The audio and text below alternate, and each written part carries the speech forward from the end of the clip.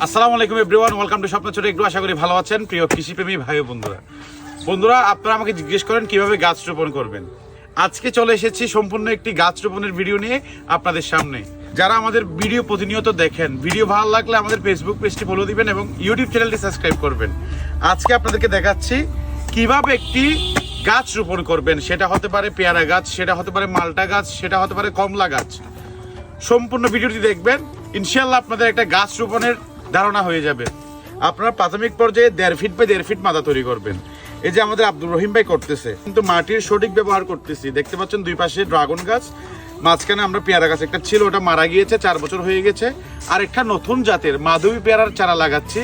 কিভাবে আপনারা রোপণ করবেন আপনাদেরকে দেখাচ্ছি, ভিডিওটি দেখতে থাকুন, দেখলে কিন্তু একটা ধারণা পেয়ে যাবেন। আলহামদুলিল্লাহ বন্ধুরা, আমাদের যে নিচের মাটিগুলো আছে সেই মাটিতে কোনো শক্তি থাকে না, তো আপনাদের ওদিকে হচ্ছে 1 ফিট নিচে কিন্তু কোনো উর্বরতা থাকে না মাটির। সেই জন্য কি করবেন, উপরের মাটিটা এক পাশে রাখবেন। আমরা কিন্তু ওইটা উপরের মাটিটা নিচে দিব, দেন হচ্ছে নিচের মাটিটা উপরে দিব।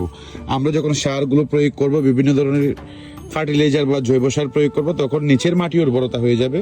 এখন আমরা গর্তে কিন্তু ইনশাল্লাহ এই যে উর্বর মাটিটা দিয়ে দিব 1.5 ফিট নিচে, এর উপর দিচ্ছি কিন্তু জৈব সার। তো আপনারা কিন্তু এভাবে জৈব সারটা দিবেন ইনশাল্লাহ।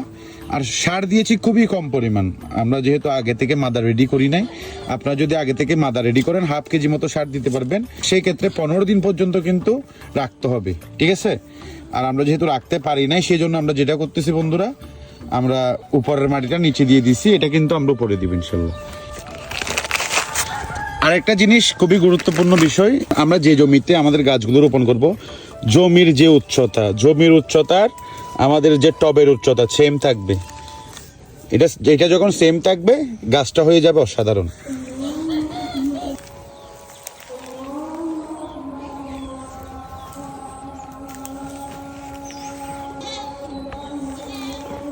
আমরা গাছের গোড়ায় দিচ্ছি উর্বর মাটিটা, গাছের যে টব আছে সেখানে আমরা উর্বর মাটিতে দিচ্ছি, এর উপরেই কিন্তু আমরা দিব নিচের মাটিটা।